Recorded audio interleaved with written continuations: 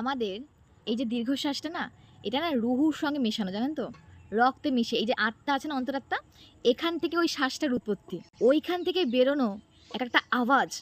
আপনি জানেন না এটা সৃষ্টিকর্তার সঙ্গে সরাসরি লিঙ্কড আছে। আপনি অভিশাপ না করান, যদি কাউকে ভালো না লাগে বলে দেবেন সরাসরি ভালো লাগছে না, কিন্তু কারো বিশ্বাস অর্জন করে তারপর সেই বিশ্বাসটাকে ভাঙবেন না। বিশ্বাস করুন, মানুষ এমনি ক্ষয় হয়ে আছে, ভঙ্গুর অবস্থায় আছে, সে তো টুকরো টুকরো হয়ে আছে, সে তো নিজেকে সামনে নেবে, কিন্তু আপনি তার ভরসাটা জিতে নিয়ে তারপর তাকে গুঁড়ো গুঁড়ো করে দিচ্ছেন। একবার ভাবলেন না যে সামনে মানুষটা বাঁচবে না মরবে? খেতে খেতে কাঁদছে, ঘুমাতে পারছে না, ছটফট ছটফট করছে, একবার বিছানা এপাশ একবার বিছানা ওপাশ করছে।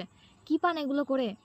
কেন করছেন? দুদিনের সাময়িক একটা মজা, ভালো লাগে এই মজাগুলো নিতে, ঠুনকো একটা মজা, মানুষে কি পায় এই মজাগুলো নিয়ে? কেন করছেন?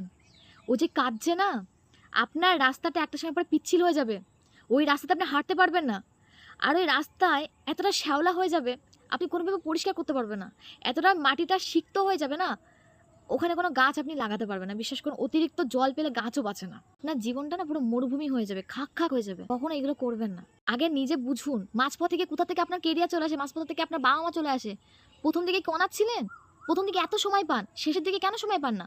উঠে গেছে সব কিছু, মোহ মায়া যা ছিল, অ্যাট্রাকশন ছিল, ওগুলো সব উঠে গেছে। নিজে আগে কনফার্ম না হয়ে কেন আরেকটা মানুষকে লাইফে জড়াচ্ছেন? বুঝছেন না তো?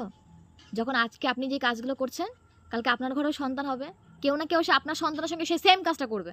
ভালো লাগবে তখন? সে যখন আপনার চোখের সামনে